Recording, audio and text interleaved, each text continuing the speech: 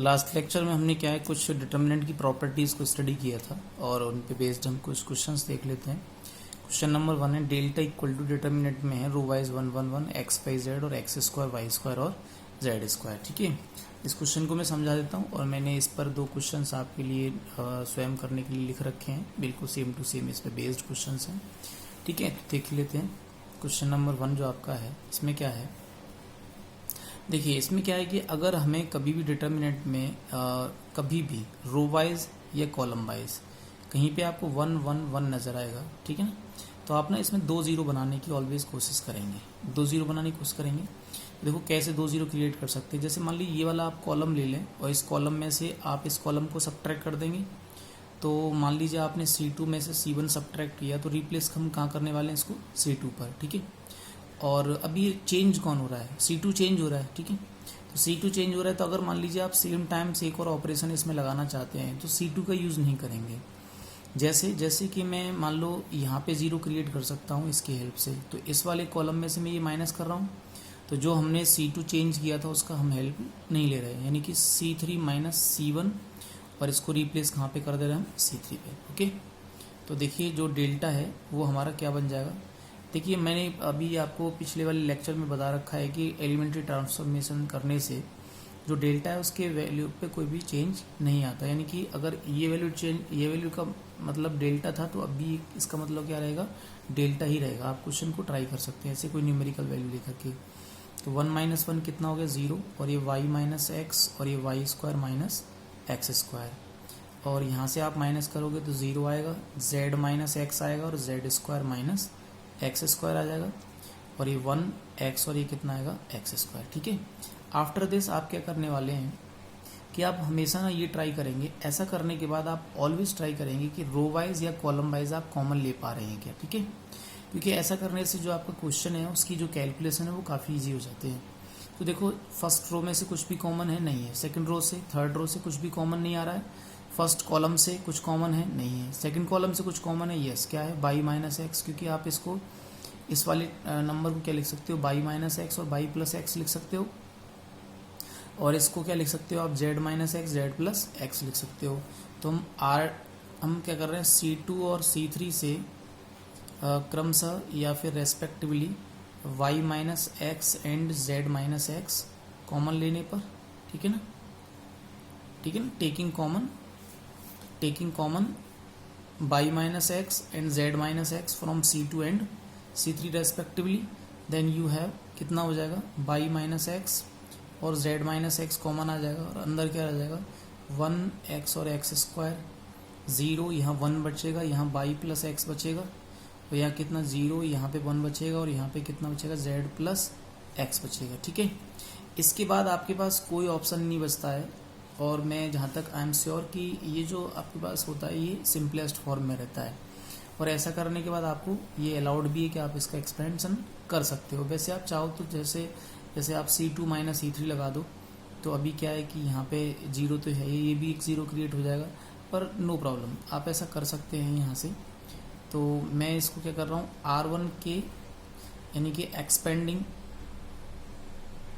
Expanding about R1 के लिए आप इसको एक्सपेंड कर दे रहे हैं। तो जैसे आप R1 के लिए इसको एक्सपेंड करोगे तो ये कितना आएगा z माइनस एक्स। देखो 1 ये तो A11 और M11, तो A11 कितना 1, M11 कैसे निकलेगा, इसको प्रेस कर देंगे आप तो इसका मल्टीप्लाई इससे, ठीक है, और ये माइनस हो जाएगा, मल्टीप्लाई हो गया, यानी कि माइनस बाई माइनस एक्स आएगा। देखो जैसे ही आप फिर क्या करोगे प्लस A12 तो ये 0 है और M12 0 आ जाएगा, ये कितना है फिर आएगा प्लस A13 और M13 तो ये कितना आएगा 0 आ जाएगा, तो बाकी का पार्ट 0 हो जाता है, इसमें ये बेनिफिट आपको रहता है। देखो x से x कैंसिल हो गया तो ये हमारे पास कितना आ गया y माइनस एक्स और z माइनस एक्स और ये z माइनस बाई। ठीक है, तो देखो आप यहाँ ना इसको साइक्लिकली चला लो, यहाँ से माइनस कॉमन ले सकते हो आप, तो ये x माइनस बाई हो जाएगा। ठीक है, और यहाँ से आप माइनस कॉमन ले सकते हो तो कितना होगा y माइनस जेड हो जाएगा, तो माइनस माइनस प्लस हो जाएगा, तो यहाँ से x माइनस वाई आ गया ये, और ये y माइनस जेड आ गया और z माइनस कितना आ गया x आ गया। तो देखो सिमिलरली हम क्या है कि अभी इनको रिजल्ट की तरह से भी यूज़ कर लेंगे अगले क्वेश्चंस में, जैसे आपका ये क्वेश्चन है तो इसमें वही ट्राई कर लें, C2 माइनस C1 और C3 माइनस C1। अगर किसी का ये कंसर्न है कि बाय द वे किसी ने कर दिया कि मान लीजिए उसने यहाँ पे 0 क्रिएट किए तो क्या होगा कि जैसे इसकी हेल्प से तो C1 माइनस C3 है ना, यहाँ 0 आ जाएगा, और C2 माइनस C3 करने से यहाँ 0 आ जाएगा, यहाँ कुछ वैल्यूज़ आ जाएंगी, कोई प्रॉब्लम नहीं है। जैसे आप इसकी हेल्प ले लो तो जैसे C1 माइनस C2 कर लो तो ये चेंज हो जाएगा, और C3 माइनस C2 कर लेंगे तो ये चेंज हो जाएगा। ओके, तो ऐसे भी कर सकते हैं, एक्सपेंड कर सकते हैं, नो प्रॉब्लम। वैल्यू जो डिटर्मिनेंट का है वो आपको ऑलवेज कितना मिलने वाला है, इक्वल ही मिलने वाला है। ओके, ऐसे ही मैंने आपको 2 क्वेश्चन दिए, इनको ट्राई कर लें, सेम क्वेश्चन हैं। और मैं ये नहीं कह रहा हूँ आंसर सेम आएगा, बट ये सेम क्वेश्चन है, आपको रिजल्ट भी इनके ध्यान रखने होंगे। ओके, देखिए नेक्स्ट क्वेश्चन देख लेते हैं।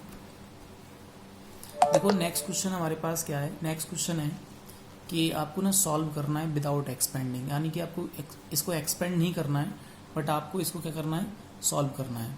तो देखो इसमें क्या कर रहे हैं, प्रॉपर्टीज़ का इस्तेमाल करने वाले हैं, ठीक है ना, प्रॉपर्टी का हम इस्तेमाल करने वाले हैं।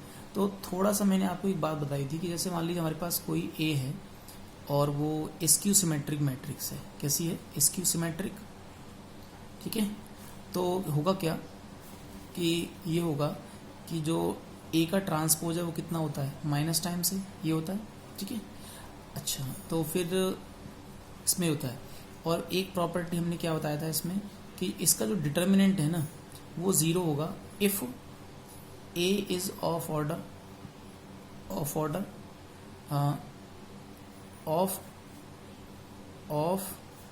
ऑर्डर। ओके, अगर ऑड ऑर्डर का ए है तो इसका डिटर्मिनेंट ऑलवेज कितना होता है, 0 होता है। तो देखो जैसे अगर मान लो ये हमारे पास ए मैट्रिक्स रहा होता, ठीक है ना, थोड़ा सा ध्यान से देखिएगा आप। तो जैसे ये अगर ए मैट्रिक्स रहा होता तो मैंने अच्छा आपको ये भी बताया कि इसकी सिमेट्रिक मैट्रिक्स में जो मेन डायगोनल के सारे एलिमेंट क्या होते हैं, 0 0 0 होते हैं, ठीक है। और ए आई जे क्या होता है, माइनस टाइम्स ए जे आई होता है, ठीक है। तो आप ये देखो, नोटिस करो कि ये जो जिस स्क्वायर मैट्रिक्स का डिटर्मिनेंट लिया गया है वो स्क्वायर मैट्रिक्स 3x3 ऑर्डर की रही होगी। और यहाँ पे नोटिस करो, देखो 0 0 0 आ रहा है, देखो ये क्या है 1 2 प्लेस पर है और ये 2 1 प्लेस पर है, तो ये देखो ये माइनस टाइम्स है कि नहीं, ये 1 3 प्लेस पर है, 3 1 प्लेस पर है, देखो ये माइनस टाइम्स है कि नहीं, ये 2 3 प्लेस पर है, 3 2 प्लेस पर, देखो माइनस टाइम्स है कि नहीं। तो ऑब्वियसली इसमें आप क्या देख रहे हो कि ये जो एलिमेंट है वो a i j is equal to minus times कितना नज़र आ रहा है अपन को, ए जी आई नज़र आ रहा है, ठीक है ना। तो मैं ये कह सकता हूँ कि इसका जो डिटर्मिनेंट है वो कितना होने वाला है, 0 होने वाला है। इसका जो डिटर्मिनेंट है वो कितना होगा, 0 होगा, ठीक है। चलिए, अगर बाय द वे हम ऐसे नहीं करें तो एक तरीका और देख लेते हैं, वो क्या है, देखो जैसे आप ना फर्स्ट रो से कॉमन ले लो माइनस, तो माइनस कॉमन लोगे फर्स्ट रो से।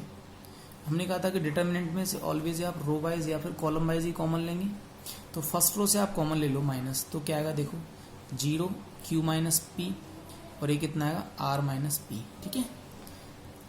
एक तो तरीका मैंने बता दिया, तो इसका आंसर कितना आ रहा था, 0 आ रहा था। दूसरा तरीका देख लेते हैं, इससे माइनस कॉमन ले लो आप, तो ये कितना आएगा P माइनस क्यू, ये 0, और ये कितना आएगा R माइनस क्यू, और यहाँ से आप कॉमन लेंगे तो P माइनस R, और ये क्या आएगा Q माइनस R, और ये कितना आएगा 0। तो माइनस माइनस माइनस, तो -1 की पावर 3 हो गई यहाँ पे ये। चलिए देखिए, अभी हमने एक प्रॉपर्टी और पढ़ रखी है कि डिटर्मिनेंट ऑफ ए और determinant of A transpose equal होता है।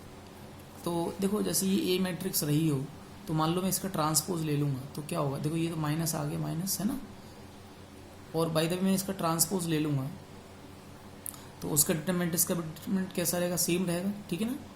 तो ये हमारे पास क्या हो जाएगा, 0, और ये P माइनस क्यू, यानी कि इसका ट्रांसपोज ले रहे हैं, तो जो इसका वैल्यू आएगा उसका वैल्यू वो भी आएगा, तो P माइनस क्यू, और ये कितना आ गया P माइनस R, ओके। और फर्स्ट रो हो गए, सेकेंड रो देखो Q माइनस पी 0 और Q minus R, third column को थर्ड रो बना दें, R minus P, R minus Q, और ये कितना 0। अगर आप थोड़ा सा ध्यान से देखोगे तो ये आपको क्या नज़र आएगा, ये तो डेल्टा नज़र आएगा। अगर इसका नाम डेल्टा था और ये भी डेल्टा है तो ये भी तो डेल्टा हो गया, ये भी तो डेल्टा हो गया, इसको इधर ले आओ आप, तो 2 डेल्टा इक्वल टू कितना, 0, तो डेल्टा कितना आ गया, वैल्यू 0 आ गया ना, दैट्स द आंसर, ठीक है। तो आपको 2 ऑप्शंस मिल गए हैं, दोनों ऑप्शंस में से आप कोई सा भी एक ऑप्शन ट्राई कर सकते हैं। चलिए देखो, हमने कह रहे हैं कि इसको विदाउट एक्सपेंडिंग आपको क्या करना है, सॉल्व करना है, ठीक है ना। विदाउट एक्सपेंडिंग, मैंने यहाँ पे लिख भी दिया है ऊपर कि सॉल्व विदाउट एक्सपेंडिंग। आपको एक्सपेंड नहीं करना है, मतलब पॉइंट ये है कि अगर आप इसको एक्सपेंड करके इसका वैल्यू निकालेंगे तब भी जीरो आएगा, but it may be a long process, है ना, तो उससे हम थोड़ा बचना चाह रहे हैं और प्रॉपर्टी का इस्तेमाल कर रहे हैं। देखो ये हम नोटिस कर रहे हैं, तो मैं इसमें क्या देख रहा हूँ क्वेश्चन में कि देखो ये फर्स्ट कॉलम है, ये सेकंड कॉलम, ये थर्ड कॉलम, ये फर्स्ट रो सेकंड। अब आप क्या देखें कि देखो ना इनमें रिलेशंस देखो, कुछ इसमें हम रिलेशन देखना चाह रहे हैं किसी रो में। तो मान लो मैं इस वाले में मल्टीप्लाई कर दूं कितना, 8 का, तो 8 का मल्टीप्लाई करो आप इसमें, ठीक है, तो ये कितना हो जाएगा 40, और ये कितना हो जाएगा 72, और ये कितना हो जाएगा 24, और इसमें से ना आप माइनस कर दो। तो देखो क्या करो, C1 माइनस 8 टाइम्स C3, इसमें तो आपने 8 का मल्टीप्लाई किया और इसमें से माइनस कर दिया। अच्छा रिप्लेस कहाँ करने वाले हैं आप, C1 पे इसको करने वाले, तो देखो ये इसमें आपने 8 का मल्टीप्लाई किया तो कितना हो गया 40 हो गया होगा, इसमें से माइनस किया गया होगा, वर्चुअली मल्टीप्लाई कर रहे हैं आप, है ना, ये ध्यान रखना है। तो ये कितना हो गया 1 आ गया, तो ये 9 8 से 72, इसमें से माइनस किया तो कितना आ गया 7 आ गया, इसमें 8 का मल्टीप्लाई किया तो 8 3 24, इसमें से माइनस किया तो कितना आ गया 5 आ गया। तो ये 1 7 5 आपका ये है, ये 5 9 और ये कितना 3, ये आ गया। आप क्या देख रहे हो कि ये सेकंड कॉलम और थर्ड कॉलम कैसे हैं, C1 and C2 are identical, और आपको बता रखा है प्रॉपर्टीज में कि अगर दो कॉलम या दो रो आइडेंटिकल होंगे तो उनका डिटर्मिनेंट गारंटी से कितना आएगा 0 आएगा, कितना आएगा 0। आप इसको पूरा सॉल्व भी कर सकते हैं, ठीक है, कोई प्रॉब्लम नहीं है। और वैसे बहुत ईजी रहता है, जैसे अब मैंने कहा था कि आप किसी भी कॉलम या किसी रो के लिए एक्सपेंड करते हो किसी भी डिटर्मिनेंट को, तो वैल्यू ऑलवेज कितनी आती है, सेम ही आती है। तो सोचो कि मैंने इसको थर्ड कॉलम के लिए एक्सपेंड करना है, देखो जैसे ये फर्स्ट एलिमेंट हमने पकड़ लिया, तो इसकी करस्पॉन्डिंग रो और कॉलम प्रेस कर दे, इसका मल्टीप्लाई इससे इसका मल्टीप्लाई से 0 आ जाएगा, फिर ये पकड़ लिया, इसका मल्टीप्लाई से इसका मल्टीप्लाई से 0 आ जाएगा माइनस करने पे, अब ये पकड़ लिया तो ये माइनस ये 7 माइनस 7 0 आ जाएगा। तो ओवरऑल हमारा आंसर कितना आ रहा है 0 ही आ रहा है, ठीक है। चलिए देख लेते हैं तो C1 C2 आइडेंटिकल थे तो डिटर्मिनेंट का वैल्यू हमारे पास क्या होगा 0 होगा। देन वैल्यू ऑफ डिटर्मिनेंट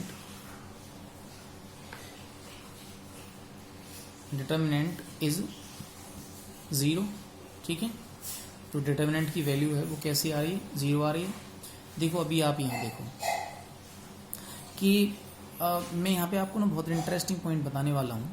जैसे सोचो कि हमको ना इसको विदाउट एक्सपेंडिंग करना है और ओमेगा यहाँ पे क्या है क्यूब रूट ऑफ यूनिटी है, ये मैं आपको बता देना चाहता हूँ। तो देखो मान लो मैंने इसमें ना R1 प्लस R2 अप्लाई किया और मैंने ना इसको लिख दिया कहाँ पे R1 पे, तो हमें क्या डिटर्मिनेंट मिलने वाला है। और हमने कहा एलिमेंट्री ट्रांसफॉर्मेशन करने से डिटर्मिनेंट में कोई फ़र्क नहीं पड़ता। तो R1 प्लस R2 देखो कितना हो गया 1 प्लस ओमेगा, वही ओमेगा प्लस ओमेगा स्क्वायर, वही ओमेगा स्क्वायर प्लस 1 आ गया, ठीक है। और ये ओमेगा स्क्वायर और ये 1 आ गया, ओमेगा स्क्वायर 1 और ये कितना आ गया ओमेगा आ गया, ठीक है। देखो R1 प्लस R2 करने से आया, अभी ये R1 बन चुका है, ये वाला R1 बन चुका है, ठीक है ना। तो अभी मैं क्या कर रहा हूँ कि मैं फिर से ना इसमें प्रॉपर्टी लगा रहा हूँ। क्या लगा रहा हूँ देखो कि R1 प्लस R3 और रिप्लेस कहाँ कर रहे हैं आप इसको R1 पे, देखो क्या बन जाएगा, ये बन जाएगा आपका 1 plus omega square, omega plus omega square plus omega plus omega square plus 1 sorry, और फिर ये omega square plus 1 plus omega, ठीक है। और ये क्या है ओमेगा स्क्वायर और ये 1 ओमेगा स्क्वायर 1 और ये ओमेगा, ठीक है। अब आप जानते हो कि क्यूब रूट ऑफ यूनिटी में 1 प्लस ओमेगा स्क्वायर कितना होता है 0, ये भी 0 ये भी 0, देखो ये भी 0 0 0 और ये सब एलिमेंट हमारे पास हैं। अब आप सोचो इस फर्स्ट रो के लिए अगर आपने इसको एक्सपेंड किया तो इसका आंसर कितना नहीं वाला 0, obviously A11 M11 A12 M12 A13 M13 0 आ जाएगा। लेकिन देखो ये जो हमने प्रोसेस किया है इसको अपन ये भी लिख सकते हैं, क्या लिख सकते हैं, ये मैं आपको न्यू बता रहा हूँ, है ना, something is new to understand. क्या है कि भाई आपने ना R1 plus R2 plus R3 तीनों रो को जोड़ा या तीनों कॉलम्स को ऐड कर दिया और इसको आप R1 पर रिप्लेस कर सकते हो, ठीक है ना, तो भी डिटर्मिनेंट का वैल्यू सेम आएगा। देखो मैं इसको दिखा देता हूँ आपको कैसे आएगा। जैसे आपने R1 plus R2 plus R3 किया और रिप्लेस कहाँ पे कर रहे हैं आप R1 पे, देखो ये कितना है, 1 प्लस ओमेगा स्क्वायर। तो देखो 1 प्लस ओमेगा स्क्वायर, यहाँ से omega plus omega square plus 1, तो यहाँ से omega square plus 1 plus omega, ठीक है। और ये ओमेगा स्क्वायर 1, ओमेगा स्क्वायर 1 और ओमेगा, ठीक है। तो ये 0 हो गया, ये 0 तो डिटरमिनेंट का वैल्यू कितना है 0, तो आपका स्टेप से बच गया है। अच्छा, इसमें आप ये भी प्रॉपर्टीज अप्लाई कर सकते हो कि जैसे कि आपको बाय द वे करना हो कि जैसे आपको बाय द वे करना होता कि R1 plus 2 times R2 plus 3 times R3 it is also valid at the same time, ठीक है। आप कर सकते हो क्योंकि इसका मीन्स ये होता है कि जैसे मान लो हमने मान लो किया, हमने सपोज करो ये एक प्रोसेस लगाया कि R1 plus 2 times R2 plus 3 times R3, तो इट मीन्स ये है कि आपने क्या किया होगा कि सपोज करो आपने सबसे पहले ना ये किया होगा कि R1 प्लस 2 टाइम्स R2 किया होगा, ठीक है। फिर आपके पास जो वैल्यू आ गई होगी R1 पे, उसको आपने 3 टाइम्स R3 के साथ ऐड कर दिया होगा, दैट इज़ अ प्रोसेस। और ये आप सिंपल क्या कर रहे हैं कि R1 के पास जो वैल्यू है उसको 2 times R2 plus 3 times R2 3 कर दो, तो भी आपके पास वैल्यू आ जाएगा, ठीक है। चलिए नेक्स्ट क्वेश्चन देख लेते हैं। अगला इंटरेस्टिंग क्वेश्चन है, देखो ये क्वेश्चन है कि भाई AR का वैल्यू है हमारे पास 2 pi r plus iota sine 2 pi r और पावर कितना है 1/9, ठीक है। अगर आपको थोड़ा सा ध्यान होगा तो cos theta plus iota sine theta की हेल्प से अगर मैं देखूँ तो इसको मैं e की पावर में आयोटा थीटा मीन्स कितना हो गया 2 पाई आर हो गया, ठीक है। और होल पावर कितना लिख सकता हूँ मैं इसको 1/9, तो ये ओवरऑल मैं इसको लिख सकता हूँ e की पावर आयोटा 2 पाई आर और बाई 9, ये भी तो लिख सकते हैं पावर्स का मल्टीप्लाई। तो ये एक्चुअल में क्या लिखा हुआ है, ये AR लिखा हुआ है। देखो अभी आपको क्या चाहिए, ये हमको बताना है कि ये डिटर्मिनेंट का वैल्यू कितना होगा 0 होगा। तो सपोज करो ये डेल्टा है, तो मैं डेल्टा का वैल्यू फाइंड कर लेता हूँ। देखो तो A1 मीन्स हो जाएगा जहाँ जहाँ R है ना वहाँ 1 रख दो आप, तो e का पावर 2 पाई 9 और ये आयोटा। फिर A2 मतलब e का पावर 4 पाई 9 आयोटा, e का पावर 3 रखेंगे आप तो 6 पाई 9 और ये आयोटा, ठीक है। और फिर आप 4 रखोगे तो कितना आएगा e का पावर 8 पाई 9 और ये आयोटा, e का पावर, ठीक है ना, e का पावर 5 रख दो आप तो कितना होगा ये 10 पाई 9 आयोटा। फिर e का पावर देखो 2 4 6 8 10 12 पाई 9 आयोटा। फिर देखो क्या है, ये हो जाएगा e का पावर 14 पाई 9 आयोटा, e का पावर 16 पाई 9 आयोटा और e का पावर कितना आएगा ये 9 रखेंगे तो 18, तो 18 पाई 9 और ये कितना आयोटा, ठीक है। इसके बाद देखो हम ना कुछ कॉमन ले सकते हैं, तो क्या कॉमन ले सकते हैं वो देख लेते हैं। तो अगर आप फर्स्ट वाला रो को देखोगे ना, ये जो रो है इसमें 2 पाई 9 4 पाई 9 6 पाई 9 है। देखो इसमें से अगर आप थोड़ा सा ध्यान से देखोगे, इस वाले में से देखो, इसमें से देख लो या इसमें से देख लो, किसी एक में से देख लो। अगर मान लो हमने कॉमन ले लिया तो कॉमन कितना आ रहा है, देखो एटलीस्ट कॉमन कितना आ रहा है कि मैं यहाँ से कितना कॉमन ले सकता हूँ 6 कॉमन ले लो आप, 6 पाई 9 कॉमन ले लो तो ये बनेगा e टू दी पावर, देखो 6 पाई 9 आपने कॉमन ले लिया, ठीक है।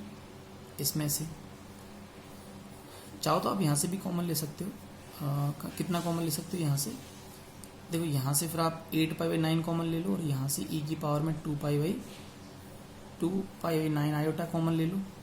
तो यहाँ से देखो 2 पाई 9 आयोटा कॉमन लोगे तो कितना होगा 1 e की पावर में 2 पाई 9 आयोटा, ठीक है, e की पावर में 2 पाई 9 आयोटा। और यहाँ पे कितना बचेगा e की पावर में 4 पाई 9 आयोटा।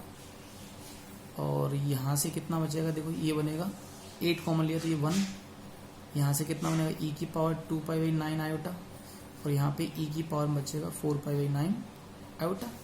और यहाँ कितना e का पावर 14 पाई 9, ज़रूरत भी नहीं है आपको यहाँ से कॉमन लेने की, ठीक है। और e का पावर 16 पाई 9 आयोटा। तो यहाँ बचेगा e का पावर 18 पाई बाई 9 आयोटा। ठीक है, अभी देखो ये फर्स्ट रो और सेकंड रो क्या है, आइडेंटिकल है, तो वैल्यू कितना होगा 0। तो R1 is identical to R2। Okay, तो आपका आंसर कितना आ गया, 0 आ गया। चलिए देख लेते हैं। अभी मैंने जानबूझ के क्वेश्चन आपका 4x4 का लिया है, बट उसमें कोई फर्क नहीं होता है ना, सेम। तो इसका जैसे हमको वैल्यू फाइंड करना है, और मान लो हमें विदाउट एक्सपेंड करना है, तो विदाउट एक्सपेंड करना है तो अभी भी जो कंसेप्ट हमने लिया था वही कंसेप्ट फिर से लगा लेते हैं।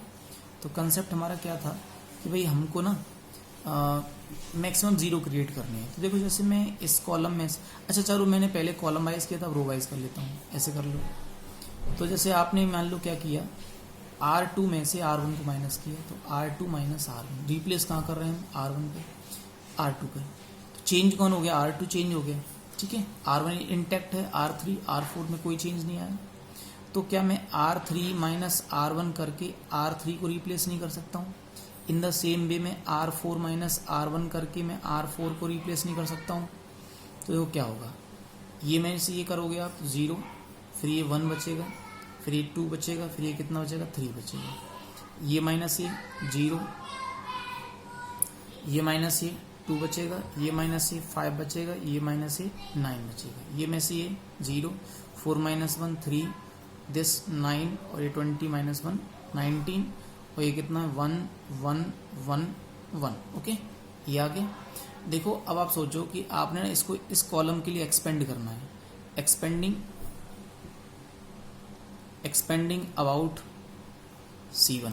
तो C1 के अबाउट में जैसे आप एक्सपेंड करोगे तो देखो फर्स्ट A11 आएगा, A11, और उसके करस्पॉन्डिंग जो माइनर है उसके लिए क्या करेंगे, करस्पॉन्डिंग रो करस्पॉन्डिंग कॉलम को प्रेस कर लेंगे। तो ये कितना आ जाएगा, देखो 1 2 3 2 5 9 3 9 19। ठीक है, और अब जैसे इसके लिए करोगे तो ये क्या है, A21 है, A21 M21 बट ये 0 हो जाएगा। फिर ऐसे ही A31 M31 ये 0 आ जाएगा, ये A41 M41 ये भी 0 आ जाएगा। ठीक है, अब देखो इसकी बारी आ जाती है। इसकी बारी क्या है, देखो अगर मान लो मैं यहाँ पे देख रहा हूँ कि आप इसमें ना 2 का मल्टीप्लाई करो और इसमें से माइनस कर दो, तो R2 माइनस 2 टाइम्स R1, और R2 को रिप्लेस कर दो आप। फिर ऐसे ही R3 माइनस 3 टाइम्स R1, और रिप्लेस कहाँ कर दो, R3 पर।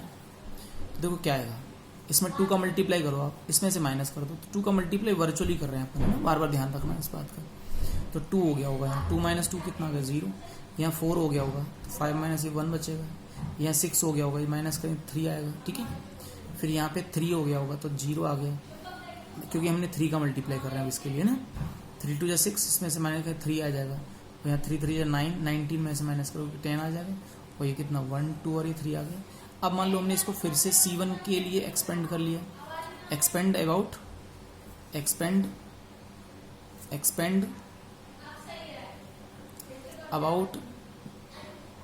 C1। ठीक है, तो फिर क्या आएगा, देखो 1 आएगा, और इसके लिए प्रेस करोगे तो ये माइनर बचेगा केवल, तो 10 माइनस 9 आएगा। ठीक है, फिर ये इसके लिए करोगे तो आप 0 आएगा, इसके लिए 0 आएगा, तो फाइनली वैल्यू हमारे कितना आ गया, 1 आ गया। तो without expanding we have not expanded, यानी कि डायरेक्टली जो आपको डिटर्मिनेंट दे रखा था उसको हमने एक्सपेंड नहीं किया, है ना, उसको एक्सपेंड नहीं किया एटलीस्ट।